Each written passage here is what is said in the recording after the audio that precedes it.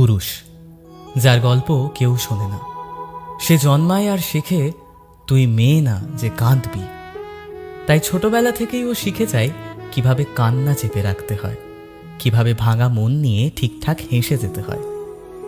সে বড় হয়, স্বপ্ন ছিল হয়তো গান গাওয়ার, ছবি আঁকার, বই লেখার, কিন্তু বাস্তব বলে আগে টাকা রোজগার কর।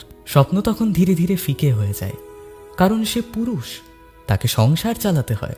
সে প্রেমে পড়ে, ভালোবাসে, যত্ন নেয়, সব কিছু দিয়ে দেয়। তবু যদি ভুল করে তাকেই দোষী করা হয়, কারণ সবাই ভাবে পুরুষ তো ভালোবাসায় সিরিয়াস হয় না। সে বাবা হয়, ভাই হয়, বন্ধু হয়, প্রতিটি সম্পর্কে সে নিস্তব্ধ ভরসা। সে নিজে কাঁদে না, কিন্তু কারোর চোখে জল এলে পুরো পৃথিবীর সাথে লড়তে পারে। তার কষ্ট, তার হতাশা, এসব যেন কখনো গুরুত্বপূর্ণই নয়, কারণ সে পুরুষ। তাকে শক্ত হতে হবে সব সময়। কেউ জিজ্ঞেস করে না তুই কেমন আছিস, কারণ মানুষ ধরেই নেয় সে তো পুরুষ, তাকে তো ঠিক থাকতেই হবে।